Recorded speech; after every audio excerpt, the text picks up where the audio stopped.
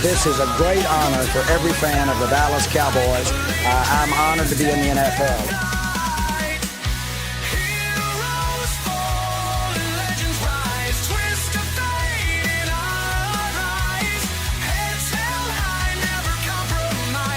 What can I say? Mamba out.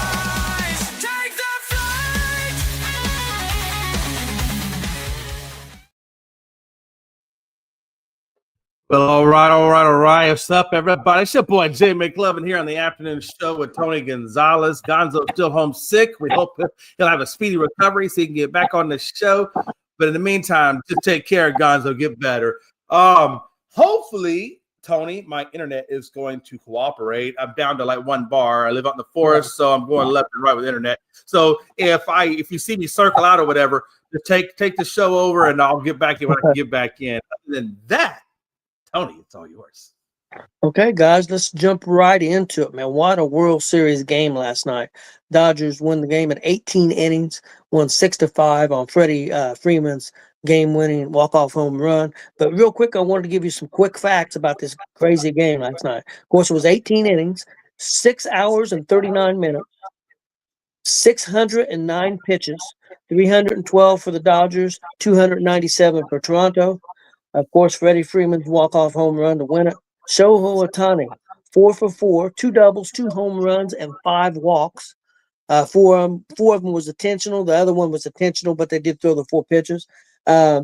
Will Klein for the Dodgers had 4 innings of 0 runs and relief. That's the most he's pitched, and a relief outing for the Dodgers. 37 runners left on base, 25 position players used, and 19 pitchers used. This was one for the books, man. This was a crazy game. I stayed up and watched it all, but it was something else. Toronto had many chances, but the Dodgers made the plays they had to because Toronto pushed the envelope and trying to get runners. I mean, and it took a great throw to third base to get a guy out at third base. It took a good play at home plate to throw a guy out. So at pinch time, Dodgers made the defensive plays that they had to make to keep the game tied and eventually win the game. So it was a very good game. Jay, your thoughts? And he's out. Just as I give it to him. Yeah, it was a great game, everybody. I was really I'm not a Dodgers fan. My wife's a big Dodgers fan, but I'm kind of rooting for Toronto. But right now, Dodgers have got a 2-1 lead, and they've got Ohtani on the mound tonight. Jay, your thoughts on last night's game and the game we got coming up tonight? Yeah, my thoughts are I used to be able to see, the first inning all the way to the 9th inning if I held my phone like this. But then after last night's game was carrying on, I had to go to landscape mode to see the full. That's how you know it's been a long game. When you're looking at all the innings like this. That's the first indicator you in for a haul. How do I look at this game? I look at this game as incredibly well played on both ends. Pitching, was good. I thought Glossman kind of got himself into a little bit of trouble early on, but then he kind of worked the ship out a little bit. But man, oh man. Ohtani, that dude he just always, he really is showing you. And this is what I was trying to tell Frankie about why I don't see Judge in these categories of the legends of the Yankee greats. He's just a good regular season player, is because when you want to be iconic and when you want to be in the DiMaggios and the Garys and the Rues, this is the kind of performance you got to be putting down. What you're seeing Ohtani do this postseason is the kind of stuff that gets you into those iconic stories, those iconic layers. When a team is telling you we're not pitching this guy anymore because he's kicking our ass, that's the kind of guy that legends and icons are made out of. Tip my hat to Ohtani. The guy's just playing lights out, man. Pitching lights out, hitting lights out. Yeah, so that's where I was coming from with that Judge. This is what I mean, especially after Judge been in the league 10 years, and we're not seeing this level of performance out of him yet. And Ohtani's done it in just a couple of seasons here in America, and he's already, or not a couple of seasons, it's been more than that, but I mean, that's what excites me. But no, but I mean, look at the box score. At the stats, as my brain goes left a little bit. I lost. Where was it? There it is, man. That's how you know you played a game. When the Blue Jays have, let's see here, they had. Oh, I'm looking at the wrong one. Dadgummit, Jay. Here we go. When you got 1, 2, 3, 4, 5, 6, 7, 8, 9 pitchers. I mean, that's how you know you played a hell of a game, right? Scherzer went 4 innings, 5 hits, 3 runs, 3 errors, or 3 earned runs, I'm sorry, and a walk. 3 strikeouts, 2 home runs. Scherzer did not look like typical Scherzer. Scherzer looked like a kind of a pitcher that has good stuff, but is fading his way out of the league. I almost kind of think Scherzer's at that level now where if he wants to continue to play baseball, he should go the John Smoltz route and just be a closer. Just come in and give him that 1 inning. I think it's going to extend the longevity, and I think he'll give you a good, solid closing. But again, he's up there in age, so I don't know if that's necessarily something they want to do. But yeah, him and Glossman. Glossman, I think, gave up like 4. I believe it was 4 runs, if I'm not mistaken, Tony. I think he gave up 4 runs in the 4th inning. And I think he came out in the 6th inning or 7th inning, if memory serves correctly. But, I mean, again, the Toronto brought the hitting. When I told you yesterday, I said, what does Toronto have to now? Again, they didn't get the win, but again, we went 18 innings, so it is what it is. But it was incredible. All their hitters showed up. Everybody showed up. They didn't have Springer, and they still played incredibly well. So that the anemic side of it actually panned itself out. If you look at the Dodgers and Toronto, once they got to that 9th inning, Tony, they had no problems getting people on base. For that first 9 innings of the game, both teams were getting men on base at a pretty easy rate. I mean, they were no problem. We're on base. But when that 9th inning hit and they went into extra innings, Tony, it was like you couldn't get a run to save your life. And I got to tip my hat to Toronto. They tried. I don't know if you saw, but that one guy, they pressured it, and they tried to, and I think it was – who was it that threw him out? What if it was Hernandez? Maybe it was Tejas threw him out from the outfield, but he got caught coming into third base. If you saw that, I mean, he had him. I mean, he had feet, Tony. I mean, it was probably like this much gap between him and the bag when you saw that tag get applied. But I don't blame him for doing that. I mean, you're trying to end the game. You're trying to get your guys there, and it didn't pan out. The other one was, I don't know if you saw it, but when and I forget the players it was, but when the guy was it was in extra innings when he was sliding into home. And the guy extended his leg out and prevented his hand getting to the plate, and he got tagged out. And they did the replay, and they thought it should have been obstruction, which I fully believe it was obstruction. I don't know how they didn't get that as obstruction, because you could clearly see the dude's hand hit the dude's shin guard in front of home plate. Yeah. So how is that not obstruction? Well, they read the rule, and they said by the rule, and I'm not saying that I agree with the rule, but by the rule that there was space for there, and he's allowed, because he's there in the plate, he can run him over. Also, so and it wouldn't get called against them. So they said because of where the rules written that was the right call. Now, that's just what they said on TV last night. I'm not saying I agree or disagree, but that's what they said last night. Toronto pushed it, and the rules fine. I don't have a problem with it. Yeah, Toronto pushed it with a couple opportunities. I'm sorry, I'm probably delayed. Yeah, and the Dodgers made great plays, and got the outs.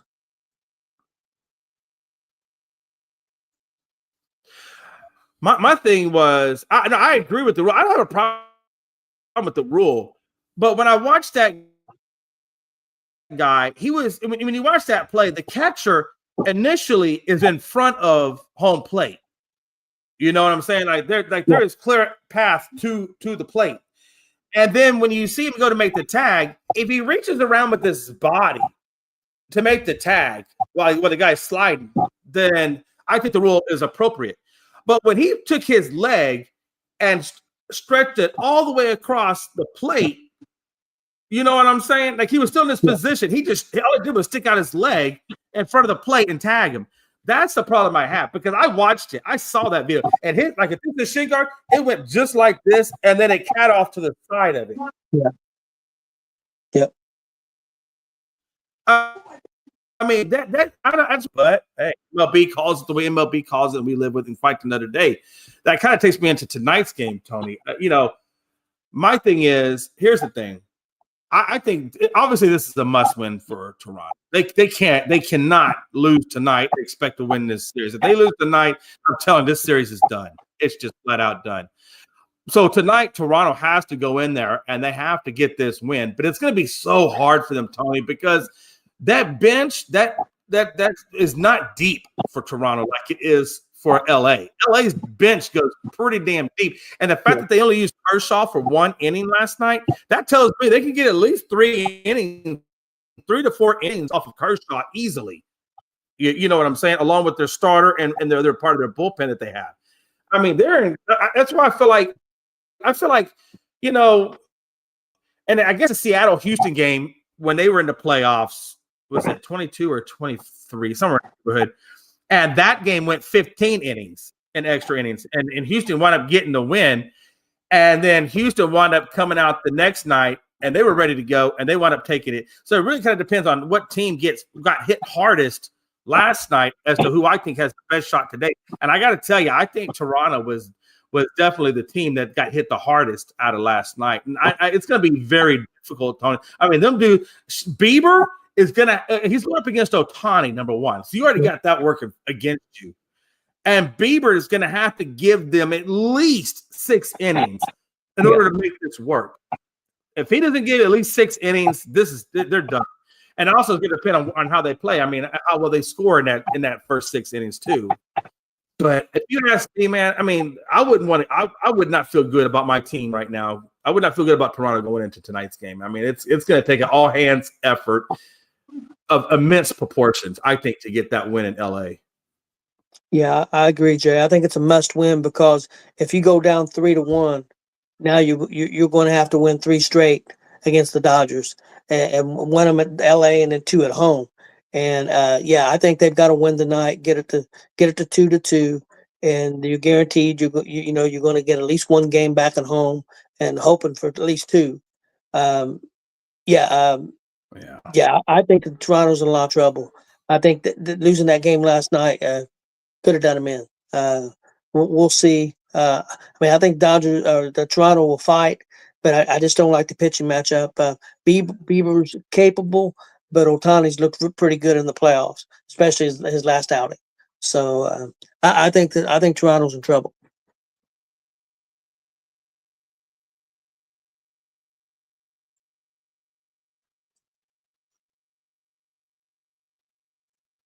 Oh, I definitely think Toronto's in trouble. I mean, baseball players are superstitious. They're built on routines. They have certain routines that they have to follow every day, in order for them to go out there and play. I mean, they're just superstitious like that, which the whole game is honestly superstitious. But so if I'm the manager of Toronto, I'm thinking to myself, damn, man, they probably didn't get back to the hotel until probably 1:30, 2 o'clock in the morning. If I'm the Toronto manager, I'm like, look, man, just be at the game, about an hour and a half before start time and just sleep your ass off, but the players aren't going to sleep because they're going to do their pregame rituals if they do. So yeah, it's going to be hard, man. But I got to tell you though, Tony, I felt like, coming into this series, I felt like this was going to be, I don't want to say a cakewalk, but I felt like it was it just felt very insurmountable against this healthy LA team. They're just so well balanced. They're so deep. It's like a juggernaut over there. And so I was expecting to see probably a lackluster World Series. I really wasn't expecting. But I got to tell you, out of the first 3 games of this World Series, it actually has become a very good series. And I got to tip my hat to Toronto because I didn't give you enough credit, to be honest. Yeah. Yeah, well, you got to remember Toronto won the most games out of any team in baseball this year by 1 game over the Dodgers. So, I mean, they're a good team. I agree. I think the Dodgers have just got too much depth. But we'll see. We'll see what Toronto can do tonight. Anything else on the baseball game, Jay, before we move to Monday Night Football? No, we're good. Go ahead, Bubba. Okay, let's move right into this game. This wasn't a real great game to watch. Kansas City pretty much controlled this game after the first quarter. Kansas City won 28-7. Kansas City had 432 yards of total offense, 148 yards rushing, which is really good for KC because they struggle rushing the football or have in previous games. Washington only had 260 total yards of offense and only 60 yards rushing. Yeah, Kansas City looked pretty dominant in this game, and Washington needs Daniels back. So, and I don't know how soon that's going to happen. McLaren did come back from Washington, did get a touchdown, so that was good for Washington. They did get him back. But, yeah, I think KC's moving in the right direction, and Washington's not. But Washington's got a lot of injuries. KC's getting healthier, so that's kind of maybe part of the reason. So, Jay, your thoughts on this Kansas City game last night?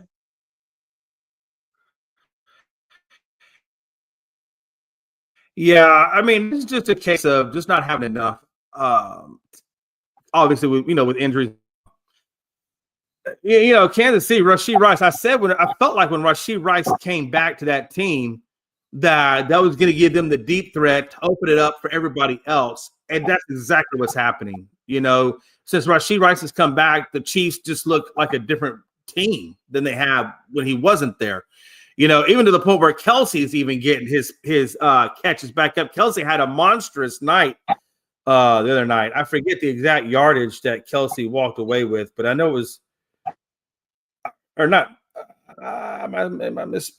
It was 99 yards. I couldn't remember if it was 99 or right at all over 100. So he was 1 yard shy of 100 on 6 catches and a touchdown. I mean, that's a typical Kelsey that we've known we've known for a long period of time.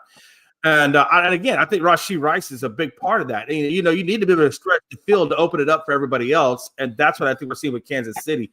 But on the flip side, Mariota, I mean, he's not Jay Daniels. Mariota is a good backup, but again, he didn't have a good night. Touchdown, 2 picks. You can't go well against in Arrowhead Stadium with 2 picks, but. It is what it is. I don't know. I even looked at how much they had 28 yards rushing. I mean, and it was by Mariota. I don't know, man.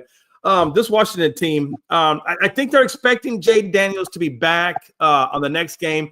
It's just going to depend on how well he's able to practice next week coming up. But again, I didn't get to watch much of this game because again, I was watching most of the World Series. But do you know what was McLaurin? Is he still out? Or did he played. He actually got a touchdown. Okay, that's what it was. Okay.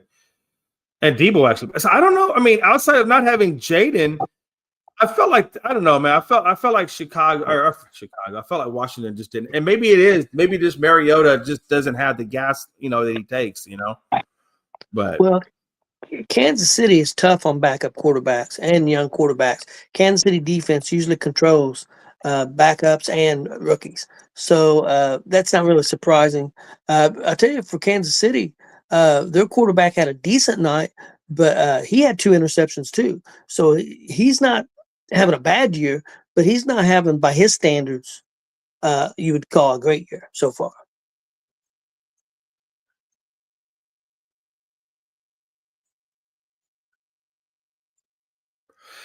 Yeah, no, I agree. I mean, again, when you got 60, they had 60 all-purpose, not all-purpose. They had 60 rushing yards on 20 attempts. I think that was probably that might have been probably the biggest part of that is just the fact that they couldn't get a run game going, which goes to what you were talking about, the defense and how well they played. When you don't have a rushing game, I mean, because they didn't have them. I mean, they only had 3 penalties, but what killed them was the turnovers and the lack of a run game. And when you look at even further into that, you look at 14 first downs to 26 first downs, and that tells you a lot right there. And if you dive in a little bit further, when you look at the total yardage of 432 to 260, and again, the reason why it was 260 is because you had no run game, and they were running the ball. So, it is what it is.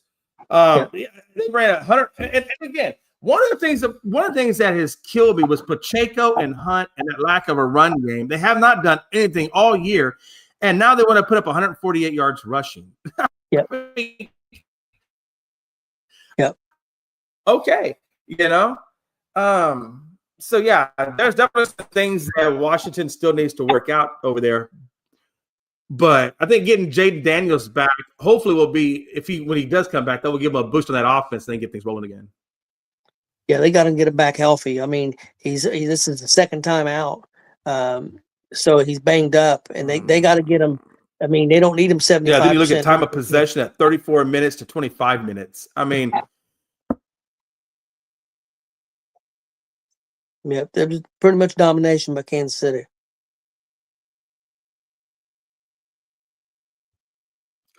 yeah. Again, I didn't get to watch too much of this game because I was busy watching the World Series. But one thing I wanted to check out real quick. I just wanted to see something real quick. So if you look at, I wanted to see. Yeah, I'm really surprised. Krosky Merritt, he's actually been playing pretty well on the run game for them, and he only had 25 yards, which is 2.8. I mean, that's so. I mean, and then as a team, they were only averaging 3 yards on a carry. Which is when they obviously weren't converting on those 4th downs or 3rd downs.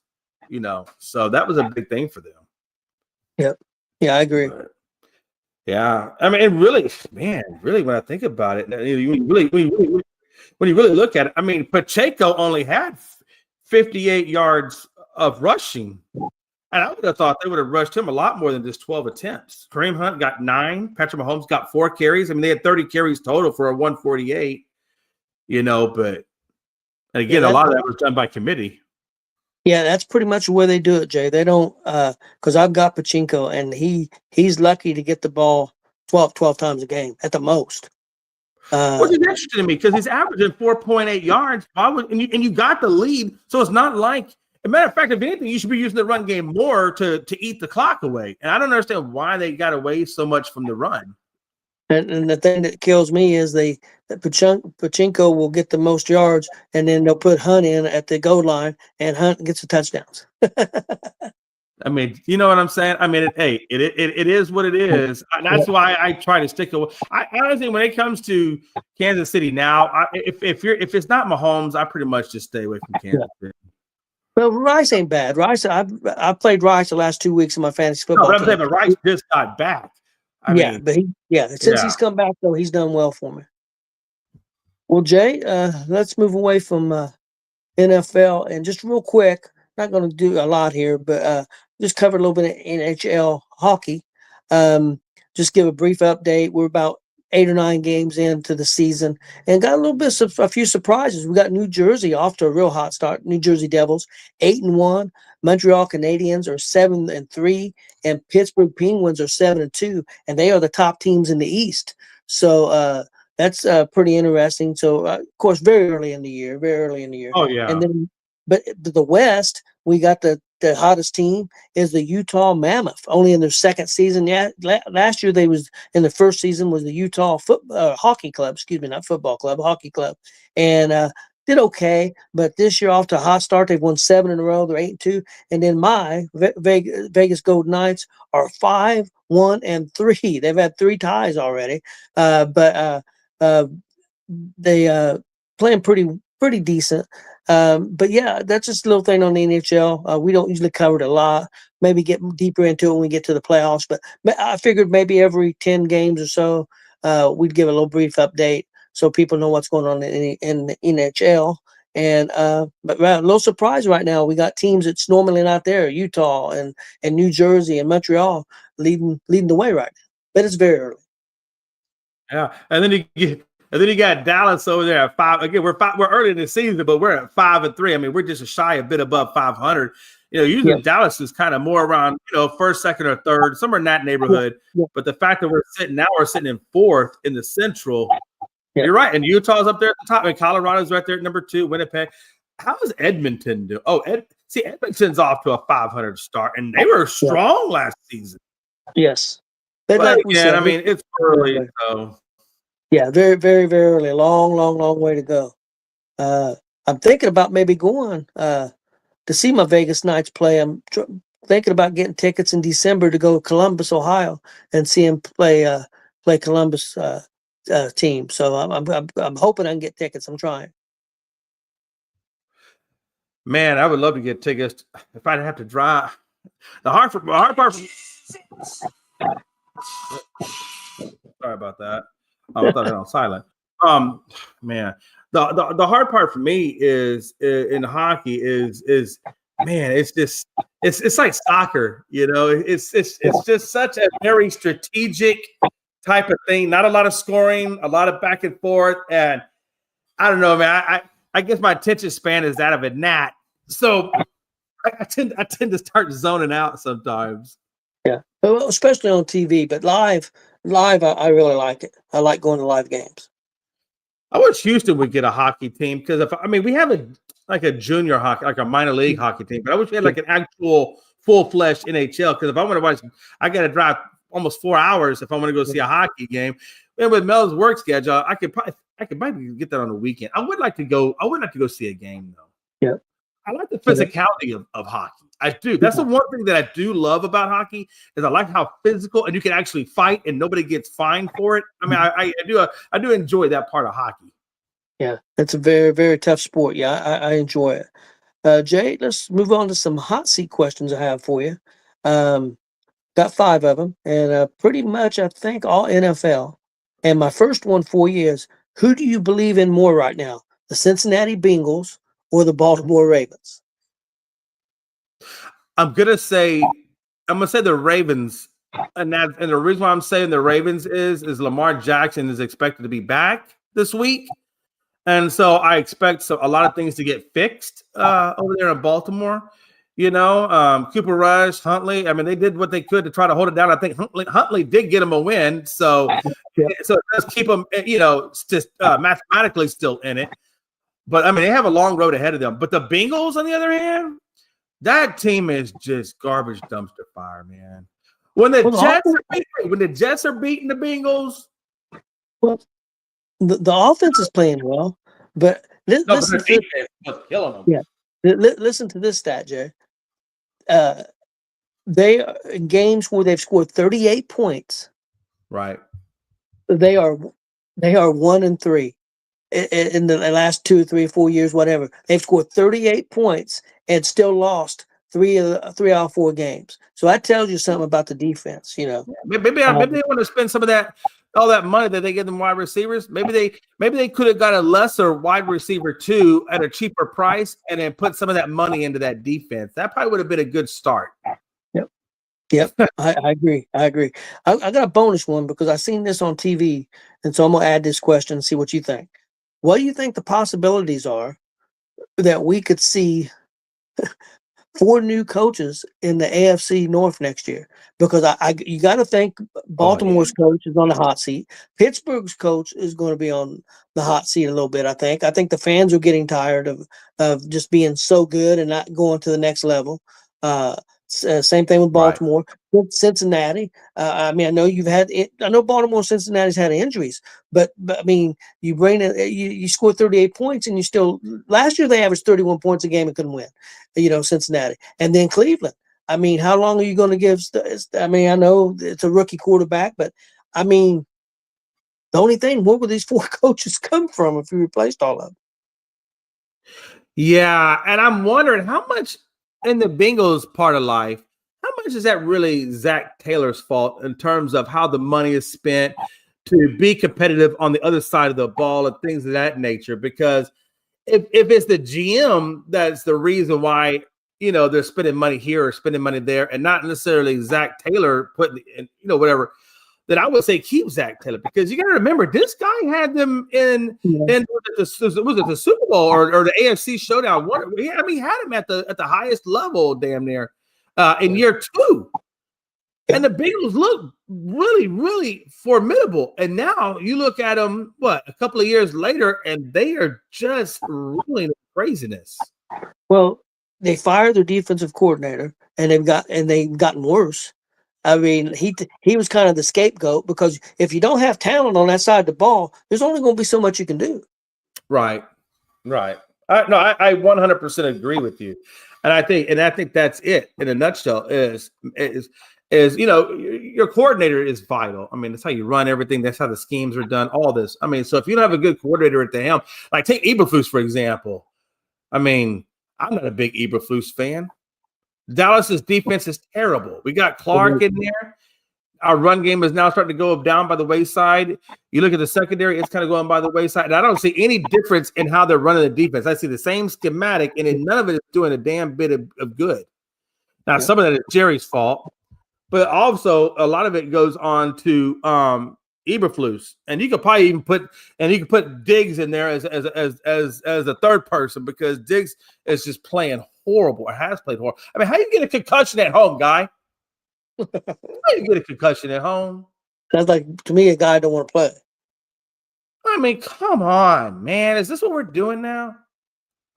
So anyway, so yeah, I totally agree with you. I do think, but ultimately, because you said the word scapegoat, which we all know is correct, that's very correct, that Zach Taylor could be a scapegoat for the GM. But at some point, the GM's going to have to rectify this, or his butt's going to be on the line, because you're going to run out of people to blame it on. But with Pittsburgh and Tomlin, that's a weird thing, because Pittsburgh's culture, as we were talking about culture, Pittsburgh's culture with ownership has always been, we're loyal to our head coach. We don't shift coaches. We just don't, unless they retire or whatever. We don't really do it. So I don't know, man. I mean, maybe they will. That's the thing with Pittsburgh. I think they would have to have somebody in mind to bring in. Somebody that they really like, say, hey, we're going to make this change but this guy's going to be our quarterback for the next 10, 15 years, because that's what they do. I mean, they don't have a lot of different coaches. They don't play that game. Right. So it had to be somebody they really liked. And I don't know if there's anybody out there like that. And I think Harbaugh's in a similar situation, because, I mean, he can't get over the hump again. And you got Lamar Jackson, who, one of the better quarterbacks in the league. Of course, their defense has been terrible, even though it did play very well last week. But I think Baltimore's got a shot to get back into the playoffs, but they just they don't have much margin for error, and that's the thing when you're 2-5. But if you go the next 7 games, you go 5-2. You're back to 500 with 3 or 4 games left, and 9-8 might win that division. Yeah, and again, I think another issue with Baltimore is their defense. I have not been impressed. Years past, that's what Baltimore was known for. Baltimore was hardcore defense, hardcore run game, and then splash the ball here and there, to your tight end Mark Andrews or whatever, and that was it. Run game, strong defense.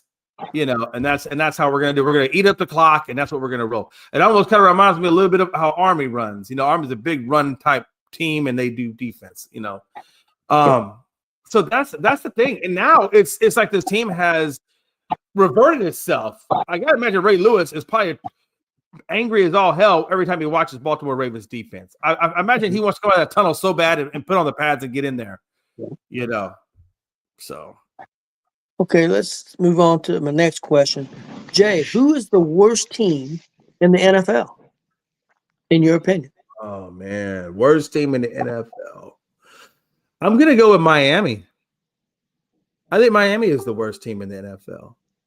And the reason why I say that is I cannot stand McDaniel. I can't stand that dude about as far as I can throw him. I think he is just not the right guy for that. Also, the reason why I think the worst team in the NFL comes from Tua at a press conference. Now, Tony, the man, I'm going to paraphrase. I'm going to put it in my words, but because I can't remember verbatim what that man said, but the resonating thought or idea from what he said in that press conference was basically, I'm really kind of short. I have a hard time seeing over my offensive lineman, and I don't want to throw the ball into the blind. Yeah. All right, Tua, and that's what you really want to say to everybody in the world at a press conference, even future job employers if you get released. That's what you want to tell them. I'm too short. Yeah. Last time I checked, Drew Brees is kind of short, and yet he passed for a shit ton of yards. Yeah. So my point is this. If your quarterback at a press conference is telling you I'm too damn short and I can't see over the whatever, maybe he's not the right guy to lead your team. Maybe it's time to put Quinn Ewers in and then put Tua on the block, and maybe you'll get a 6th rounder or a 7th rounder for him. Yeah. But that's why, that's just my thoughts of why I think Miami is the worst team in the NFL. Okay. Glenn, You want to answer that one too? Yeah, oh yeah, I'll answer it. It's in the AFC, but not in the AFC East. The worst team I think in the NFL is the Tennessee Titans. Yeah, that's who I had too. Yeah, because Tony, we with them being in our division, man. Yeah, that there's situations going on with that organization, and Jay and I touched on it last week. Yeah, the GM stuff, and yeah, they just don't have a lot of talent. I mean, I feel bad. I feel bad for that quarterback. I mean, he don't have a lot of talent around him, and they're putting him out there in that situation.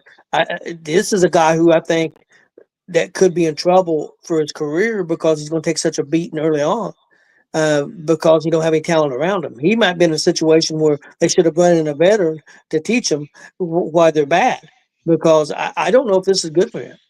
Yeah, let me ask this though. Hold on, but let me ask you this though. Honestly, does Miami really have all that much talent? I mean, if you discard Waddle out of the equation, you got to imagine Tyreek Hill is probably either a career ender or definitely taking a step back because he ain't gonna be Speedy Gonzalez after what I saw that leg look like.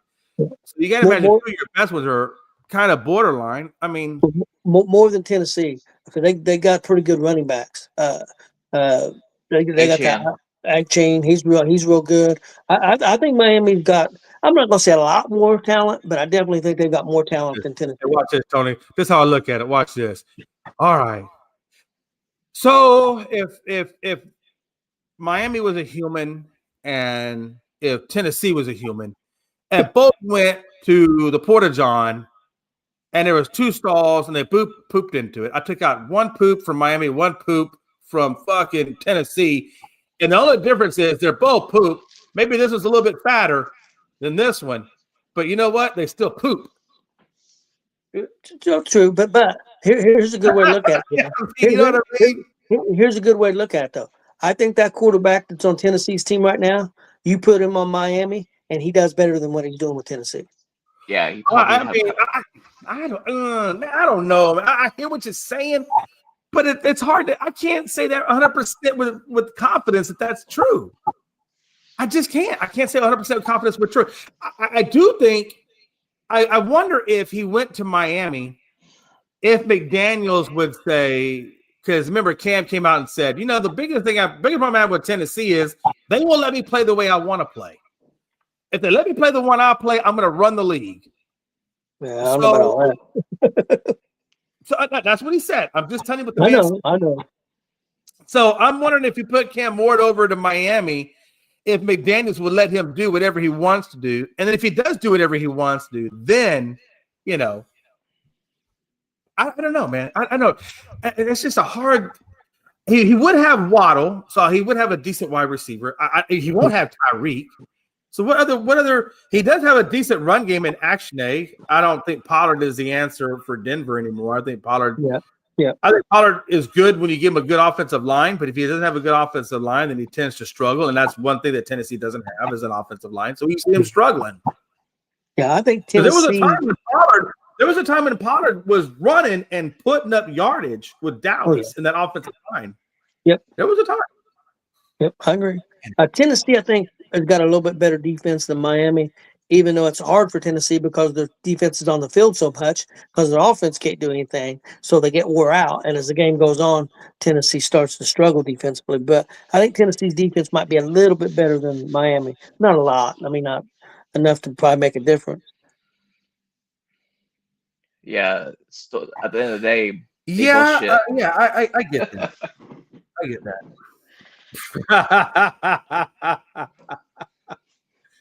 Man, yeah. Wow. Anyway, yeah. So I get it. I mean, if you want, if you're gonna go with Miami as the worst team, not Miami. If you're gonna go with Tennessee over Miami, I'm not gonna. I was to argue with you, that would just be splitting hairs because I think both teams are just downright awful. Yeah. So I think at that point we're just splitting hairs. But yeah. Well, you got New Orleans, you got the Raiders. I mean, you got some bad teams right now. I think New Orleans is just one of those teams. They just need a quarterback. It could be. Now, all of their issues are not going to get solved. But if you put a good, solid quarterback in there, I definitely think that they would rise rise up a little bit in the standings. Now, this is only Kellen Moore's first year, so you can't really expect a lot out of Kellen Moore because he's got Rattler as his show, and they're trying to figure out who's going to be the quarterback, whatever. So, I mean, Kellen Moore is in a bad situation. That's why I say it's going to take 3 or 4 years for Kellen Moore effect to really take a hold of that team. So I want to see where, but I do think that New Orleans and the culture and the way that they do things in New Orleans versus how they do things in Miami and how they do things in Tennessee is better. So I do think that New Orleans has a much easier or will have a much more productive chance of being at the top than those other two teams. That's for sure. Oh, absolutely. Okay, guys, my next question is, and Glenn will let you go first. Houston is 3-4 right now. Does Houston make the playoffs? No. Only one team's making it from the AFC South, and it ain't the Texans. Okay. All right. You don't think they can slip into a wild card, huh? They're gonna have to go on one hell of a run because the AFC West has got 3 good teams, and I don't think they can do it. That's true. That's true. But yeah, you might be right. Jay, what do you think? They're 3-4, playing better than they had. I mean, they played better the last couple of games, especially last game. They looked pretty good. Their defense looked really good. What do you think? Do you think that they can right the ship and maybe slip into the playoffs?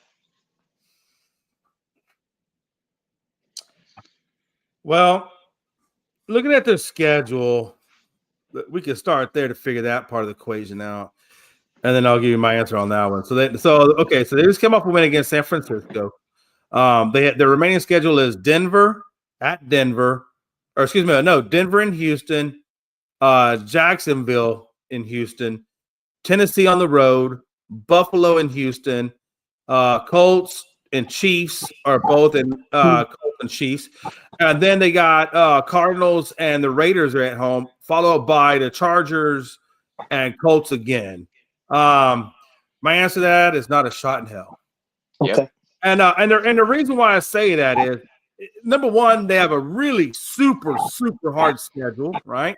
But then number two, when you look at their depth chart, and number one, you don't have Mixon. He's still not there.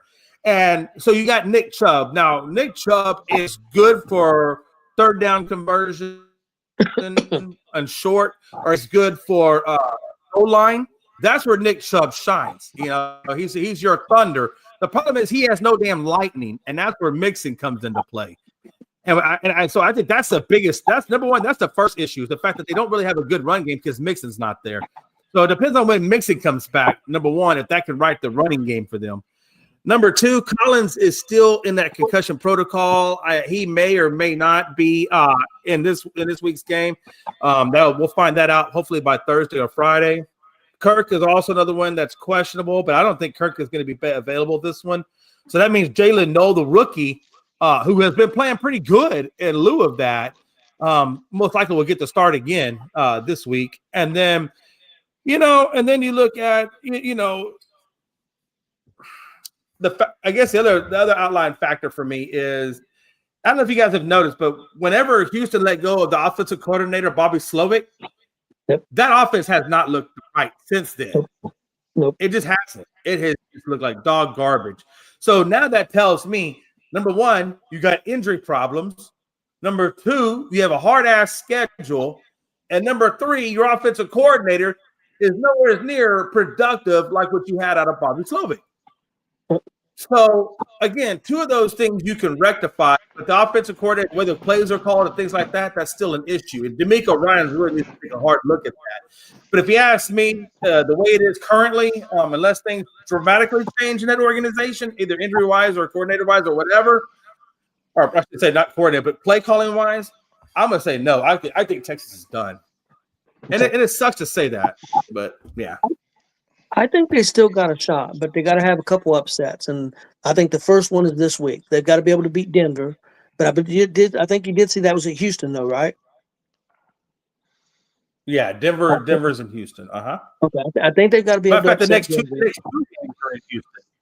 I think they've got to upset. So the next two are in Houston. I think they've got to get an upset there, and then they got to win their conference games. They got to beat Jacksonville, and they got to beat the Colts.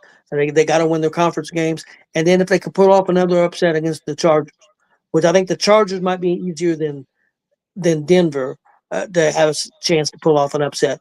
Houston's defense looks like it's getting back on track, so that's why I think they got a chance. I won't say it's a great chance. I'm gonna give them maybe, but before 2 weeks ago, I wanted to give them no chance.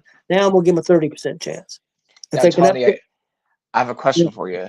Do Okay. you think they have a better chance of making it than the Ravens?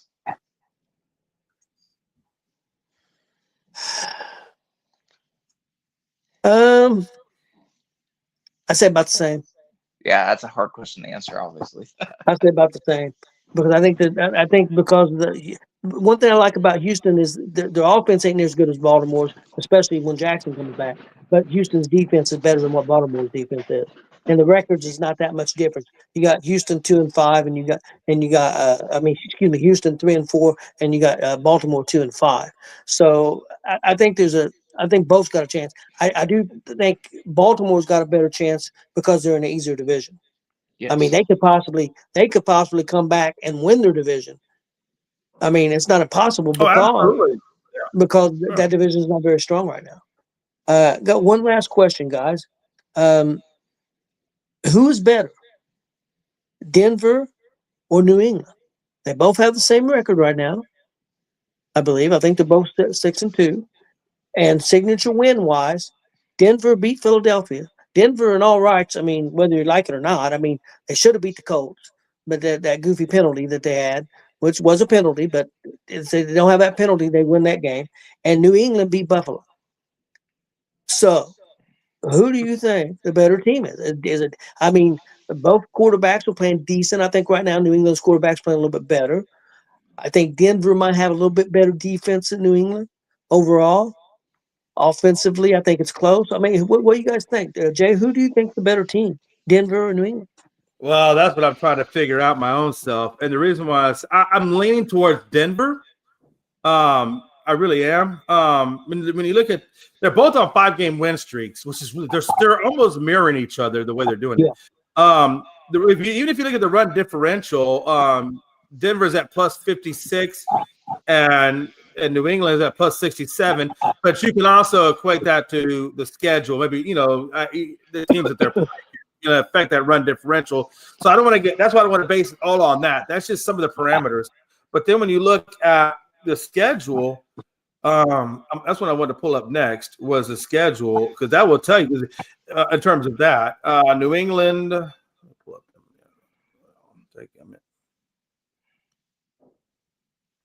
Okay, so there's the Patriots. When you look at the Patriots schedule, they have. Okay, here we go. So they have Atlanta. Yeah, they'll win that. Tampa. They should be able to win that because of the injury situation in Tampa. The Jets, they should win that. Bengals, I think they'd be enough to beat Giants. I mean, Buffalo is probably their biggest one, but they've beaten Buffalo. So and now they're playing Buffalo at home, and they beat Buffalo in Buffalo, and then they got Baltimore back by the Jets. So I would say that New England has probably the most favorable schedule.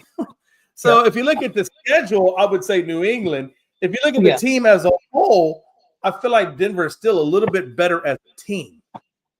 Well, yeah, because Denver's got to play. Denver's got to play their conference. They got to play. They still have to play Kansas City. They're going to have to play San Diego. That's just in the conference. I don't know about their out of conference games they still got. So Denver's definitely got a harder schedule, and then that's why I said when New England got to about 500, and I looked at their schedule, and after they beat Buffalo, and I've said, man, these dudes are going to win. I think they may win that division because of that schedule. Now here's Denver's schedule, just so we can complete that thought. Okay. So Denver is playing Houston next, Vegas, Kansas City, Washington. Which by that time they'll have Jaden Daniels back, and you should be getting a good, solid Washington team at that point. Vegas again, Green Bay, Jacksonville, and we all know that Jacksonville is not exactly a washover team anymore. They actually are coming with a little something this year. Not that, but I still think they get that win. Kansas City, and then they wrap it up again, and then, like I said, then they get the Chargers again. So that's a lot of divisional games. So if just by strength of schedule. Denver has the worst schedule. So I mean, a lot of things favor New England to have the better record. But if you was to put Denver against New England right now, I would take Denver over New England. Yeah, and I think the New England. You talked about Atlanta. You don't know what the hell you're going to get with Atlanta.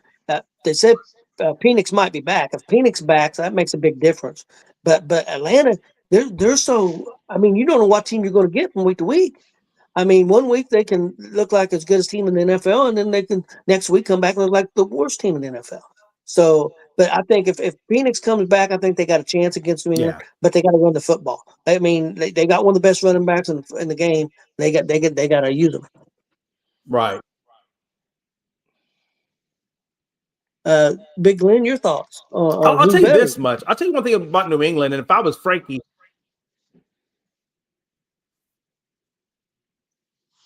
So what I was going to get ready to say was my pick is New England because I'll keep it short and sweet. Denver should have lost to freaking Giants. True, but they should have beat the Colts. Yeah. That's true. Yeah, I'm sorry. Go ahead, Tony. That lost them to New York, granted that the New England the Giants game was more egregious for the most part of the game. But that's true. But you got to look at the Giants. I mean, I know people think the Giants are terrible. Giants beat Philadelphia by 14. Yeah. So I mean, it's just so many teams are so up and down right now that it's kind of hard to say the great team. Absolutely. Jay, what was you going to say? First of all, Glenn, I'm sorry, I didn't mean to talk over you. I thought you thought it finished, so I apologize. Secondly, man, if you ask me what team do I think has the biggest growth, or what I think is going to have the biggest growth, it's going to be New England. I think New England. I mean, they're already at the top of their division, and I got to tell you, man, Vrabel and May and Josh McDaniels. If you keep those three dudes together for a good period of time, like Brady, this could very well turn into another one because McDaniels, that dude is a quarterback guru, and what he does for quarterback is ridiculous. And then we look at Vrabel. Vrabel's a very hands-on coach. He's very coach or player friendly. He's very user accessible. He has the lock. They had the total complete locker room in that team. I mean, this team is going to do some things. Eventually, at some point, man, I hate to say that. I was really hoping that New England would just go 30 years without getting back to the Super Bowl. But I would say give New England a good 2 to 3 years, if not sooner, and I think they could be back in the Super Bowl. I really do. I really believe that because they have a hell of a good chemistry there. Yeah, I agree. It's happening faster than I thought it would. They're taking advantage of an easy schedule this year, but hey, you play what's put in front of you. So I'm not going to ever give anybody a hard time about that. I mean, you play what's put in front of you, and they're ahead of schedule. Ain't no doubt about it. And yeah, I agree with you. 2 or 3 years, they could definitely be back in the hunt for a Super Bowl. I still think they got to strengthen the receivers here a little bit, maybe even the running game a little bit. They're just going to be little things they're going to have to fix a little bit. Offensive line, definitely something they got to fix. They're still giving up too many sacks, and that quarterback is taking a beating, even though he's playing very well. So that would be the biggest thing. They got to get that figured out. One thing I've noticed is, or I should say one thing what I'm basing it off of is if you look at the regular schedule right now, what they have left, it's a very soft schedule. But I think one thing that gives them credibility, or one of the things that I want to put behind what I'm saying is, and gives it credibility, is that win over Buffalo in Buffalo was a big time win. I mean, it's divisional. It's Josh Allen. Sunday Night Football. He's playing. I mean, and at home. I mean, that's a big time credible win. And that's why I'm saying I think just that win alone. Again, I want to see them play Buffalo with Ireland game in New England, because if they beat Buffalo again, it's time to you really got to put credit on that New England team. Even though they have a fairly soft schedule, they're showing that they can beat the bigger teams. I guess is what I'm getting at. Mike Vrabel is a coaching savant, or at least play with them. Which, if you go back to the Gerard Mayo, even back to Bill Belichick, I mean, That team's come a long way in not even a year. A training camp, a draft, and this is what Vrabel's done. From all of that was previous. I mean, that's incredible. That's crazy. Yeah. We've seen the kind of work that Vrabel put in down in Tennessee, so we know he's a freaking coaching savant. Yeah. And still don't understand what the hell Tennessee did there. That didn't make any sense. Well, absolutely not. That's an organizational thing. Seriously, that is a huge organizational issue, and it starts with the Adams family, and it's going to work its way down. I mean, if Vrabel can go to a team like that, I mean, and again, I don't want to it's not like Vrabel doesn't have things, right? He had a good, competent he has a competent quarterback. So, I mean, and that was on the old regime. So he did inherit some good pieces, but they weren't able to do with those pieces like what Vrabel's doing with those pieces. It's going to be interesting. The same thing with the Colts. I mean, I'm not going to put the Colts way over New England, even though I think the Colts are playing really well. But they got to get that. We're getting ready to have, we're going to play Pittsburgh at Pittsburgh. I mean, Pittsburgh's not an easy place to play. Then we got Kansas City coming up. I mean, now we're going to see where we're at. And it's going to be the same thing for New England. Probably not going to happen to the playoffs, but how would they play against a team like Kansas City? How would they play against a team like Philadelphia if they met Philadelphia? That type of thing. How would they play against the Colts? Because the Colts' offense looks really good. So, I mean, but that's for them. That's not going to happen to the playoffs as long as they make it, which I think they will. But they're definitely moving in the right direction. I like New England a lot, unfortunately. There's three phases, right? The regular season is phase 1. The playoffs are phase 2. And then ultimately the Super Bowl is phase 3. You know what the Super Bowl how will you do in all those phases? Oh, yeah, Tony, you know what the AFC Championship is going to be this year, right? What's it going to be? Colts in New England, like the old days.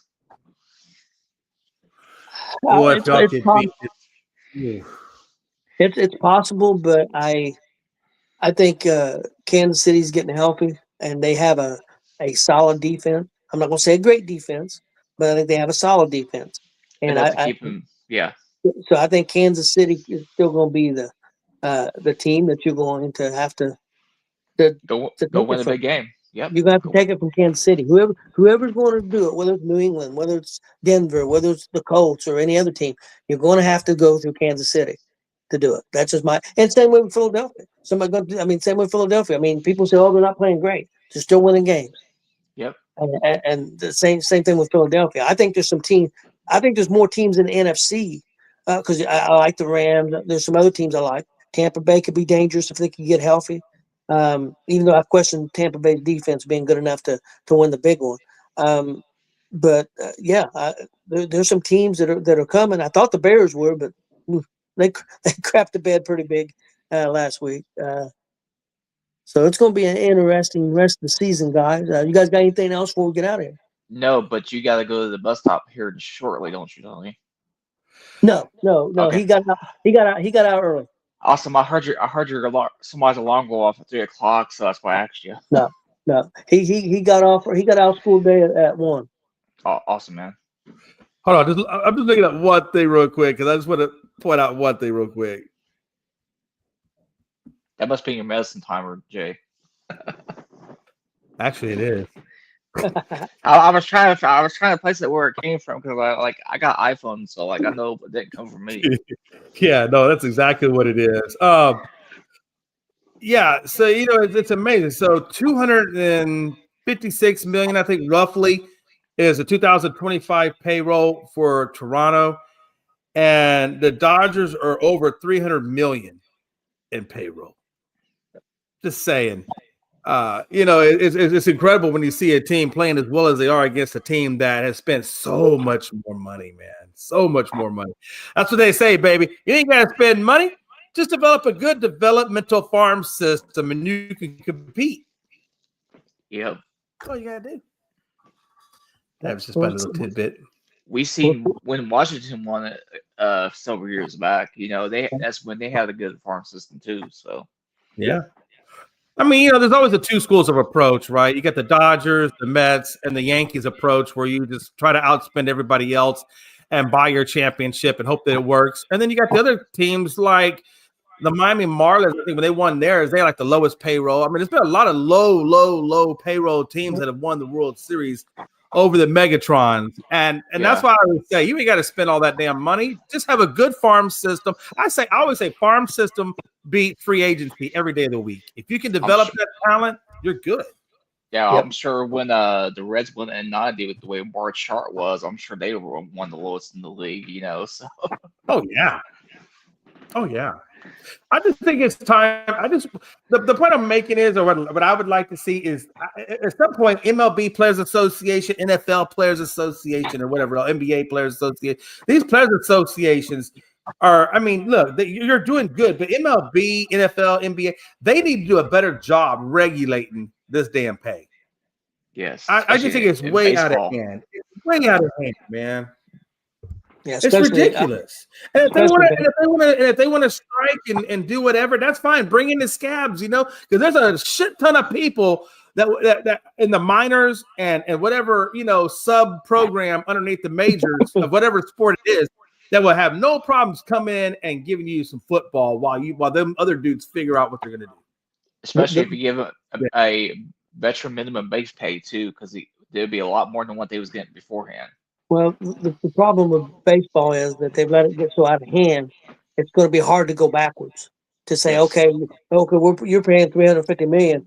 Okay, can't do that no more. We're putting it down to $250, and now that team's going to have to cut $100 million, and that's going to be difficult. That's going to be. I think about the best you could do. Whoever the highest team is right now, you can say can't go no higher. That's it.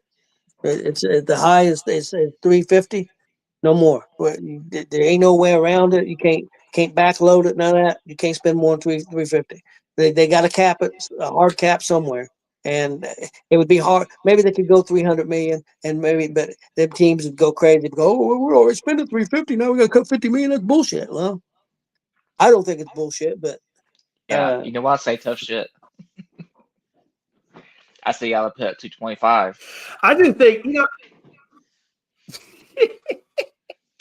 I just think if some of these players, if doctors, think about it like this: if a doctor got paid what let's say Shohei Ohtani got paid, right, and he had the success rate of what baseball players have, there'd be a lot of dead sons of bitches in this world, and we would probably go back to saying, you know what? Maybe we don't need to be paying all these athletes all this money when maybe we should put more money into our infrastructure in our country. I'm just saying. I love sports. I do. I love sports more than anybody in this world.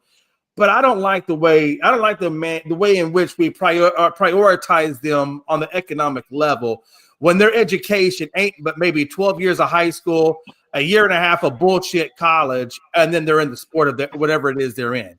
When a doctor's doing 24 years of schooling to do what they do for a bare minimal fraction of what said baseball players getting made. I mean, I just think we're so out of whack in this world. It blows my mind. But anyway, I'm sorry. Well, Jay, look how we pay our school teachers. Man, hey, you can tell Melanie, because Melanie does about 80 hours a week, every week, to get her students ready. And I don't know if players put that kind of level into their craft. But they get paid all the money in the world. Yeah, look how school teachers get paid. And then people want to bitch because the grade, they blame it all on the teacher when they're trying to teach 20, 25 students, and some students don't get it. But the parents at home won't help the students at all. That's not my job. That's a teacher's job. That's one person's job to teach 25. It's not my job to make sure my kid learns anything. No shit. That's how out of whack it is. I mean, it never ceases to amaze me. I mean, it's not like, a football game isn't going to cure cancer. It's not going to cure cancer. You can go out there with all the signs you want, and you can wear all the pink stuff for breast cancer. You can do all that stuff you want, but at the end of the day, it's not going to cure cancer. I mean, but a doctor, don't get me wrong. I work at Walmart, and there's people that work at Walmart that make more money than school teachers. And I'm talking people that are just doing retail. And I'm glad that they're making a decent wage, and that's fine. But which is more important? People stocking shelves and helping customers, or people teaching our kids? It should be the other way around. Yeah, I mean, don't get me wrong. I'm not saying I want to take away Yeah. from Walmart employees or whoever. I'm not saying that. But what I'm saying is, it's just out of whack. I mean, same thing with our police officers and our firemen. Why do you think there's such a shortage of teachers in our country? Because nobody can live on sometimes with what they're getting paid. With the amount of hours that they have to donate for what they're getting paid, There's some places it doesn't equal out. It There's never some pla- equals out. some places play pretty well. Chicago plays pretty well. Of course, they go on strike every 2 years to get more money. Yeah. But because I tried to talk my daughter, because she's that's what she went to school for, and they were paying kindergarten teachers, Jay, in Chicago. Of course, the cost of living in Chicago is a different level too. They're paying them $100,000 a year in Chicago. Of course, I get 100,000 in Chicago because I imagine that economy has got to be through the damn roof. yeah, you can't. Jay, to find a house in Chicago, you could spend $750,000 on a house, and it may not even be fit to live in. Yeah, it may be like the Now, project. think about that for a minute. I mean, think about it for a minute. So, because I'm talking with Bo about this, and Bo's from Seattle, and we were talking about how expensive, or he was talking about how expensive it is to live in Seattle, and he said the only way you can afford to live in Seattle is if you have two people with incomes at $70,000 apiece. So if you have a household medium of $140,000, you could probably have an apartment or a, like you said, a shack house in Seattle, which blows my mind. And it's probably higher than that now. Jay. I'm going by 5, 6, 7 years ago when my daughter and her husband was looking for a place, and there was places that in the neighborhood they were, and they lived in a nice neighborhood on the north side, pretty nice neighborhood. They ended up getting a condo, and it's decent, and I think they paid $300,000 for the condo or whatever, and it's decent, so it's not too bad. No parking or anything. You got one parking place, and then if anybody else comes see you, you're parking 4 blocks away. But anyway, most of the houses in that neighborhood started at 750,000 and went up. And they said they went and looked on the south side because they got a loan for $250,000. They went and looked on the south side. You couldn't even, for $250,000 on the south side, you couldn't even move into some bitch. Exactly. It was boarded up. Like this though. But think about it like this, Tony. I'm gonna ask you a very obvious question, but it's gonna make a point. If an athlete, or no, I shouldn't say the athlete. If you go down with a medical emergency, who's more important to you, a doctor or an athlete? Doctor. Yep. But yet we pay them a fraction to save your life. I don't get it. I just don't get it. Well, we complain about what medical people make, and it's tough because I do think sometimes the medical industry takes advantage of customers. But again, by going by that, by going by what you're saying though, compared to athletes, yeah. So yeah, there's no. I mean, without this heart doctor who was one of the best in the country and happened to be at Riley Hospital at the time and saved my daughter's life. So I mean, if it wouldn't been for him, my daughter wouldn't be here now. You know what I mean, she would have. Let's be honest. Your daughter's life. Your daughter's life is worth $700 million. Everybody's life is worth $700 million. I mean, that's the value. That's the value of life.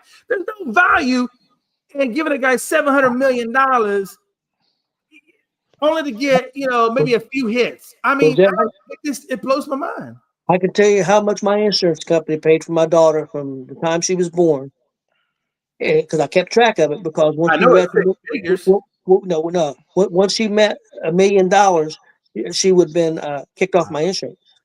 And she made it to age 23 because she was in college. She made it to $895,000. That's how much because I kept track of it because in case I had to. But that's how much the insurance. That's not counting what I pay because the insurance didn't cover everything. But just the insurance for her with all the surgeries and all the time she spent in the hospital and everything she went through was $895,000. But because I had a friend that worked with me, and his son had a real rare form of blood disease, and he had to get this special medicine to take from England. And when his son was 15, he hit the $1 million, and his son was kicked off the insurance. Yeah, ain't that something? Yep, at 15 years old.